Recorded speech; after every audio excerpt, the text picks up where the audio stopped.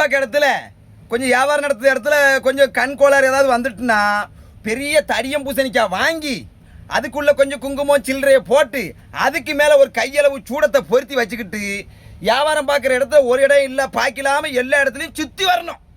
எவ்வளோ தூரம் சுற்றி வரணுமோ சுற்றி வந்து நடு ரோட்டில் வியாபாரம் பார்க்க அவனை உட்கார வச்சு அவன் தலை மேலே உடைக்கணும் பூசணிக்காயை.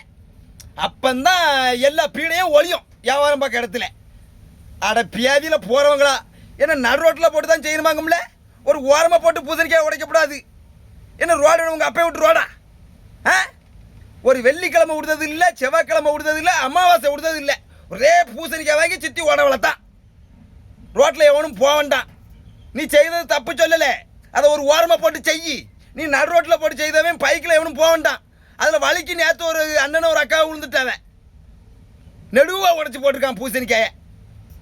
இந்த மாதிரி பண்ணால் உன் கடையில் டிஸ்டி போகாது, பீடை தான் வந்து சேரும். அதை தெரிஞ்சுக்கிடுங்க. பூசணிக்காய் உடைச்சா ஓரமாக போட்டு ஓட, பூசணிக்காய் உடைக்காவலாம்.